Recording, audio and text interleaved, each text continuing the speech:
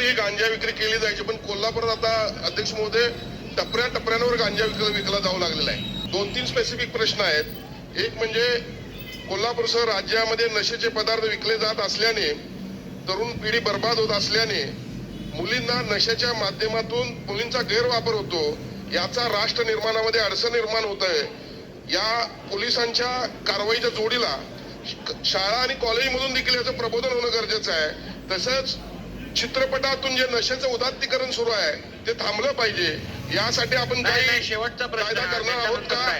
त्याचबरोबर महाराष्ट्रामध्ये प्रत्येक जिल्ह्यामध्ये तसेच उपजिल्हा रुग्णालयामध्ये तसेच वैद्यकीय उच्च शिक्षण खात्याच्या कॉलेजमध्ये किमान 50 बेडचे मोफत नशामुक्ती केंद्र सुरू केली जातील का? आणि तिसरा प्रश्न आहे, ज्याप्रमाणे IPS CRPS मध्ये सुधारणा करून BNS भारतीय न्याय संहिता, BNSS भारतीय नागरिक सुरक्षा संहिता अंमलात आली, त्याचप्रमाणे NDPS ऍक्ट मध्ये अंमली पदार्थ प्रतिबंध अधिनियम सुधारणा करून किचकट प्रक्रिया सुलभ केली जाईल का? तसेच ज्या ठिकाणी अंमली पदार्थाची विक्री सुरू असते तेथील संबंधित अधिकाऱ्यावर कारवाई होईल का? अध्यक्ष महोदय, सन्माननीय सदस्यांनी पहिल्यांदा जे सांगितलंय, चित्रपटातल्या उदात्तीकरणावर त्या ठिकाणी ऑलरेडी सेन्सर बोर्डाने आक्षेप घेतलेले आहेत आणि आता त्या संदर्भातले नियम तयार झालेले आहेत. तथापि अशा पद्धतीनं कुठे उदात्तीकरण असेल तर त्याच्यावर कारवाई करता येते, त्याची तक्रार देखील करता येते.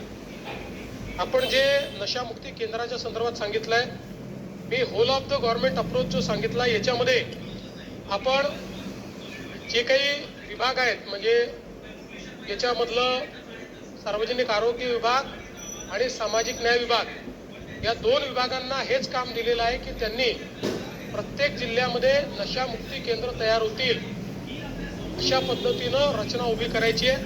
त्यामुळे निश्चितपणे ते केलं जाईल. जो काही NDPS ऍक्ट आहे या कायद्यामध्ये सुधारणा करण्याकरता केंद्र सरकारने कारवाई सुरू केलेली आहे. महाराष्ट्राने देखील त्या संदर्भातले आपले जे सजेशन्स आहेत ते केंद्र सरकारकडे पाठवले.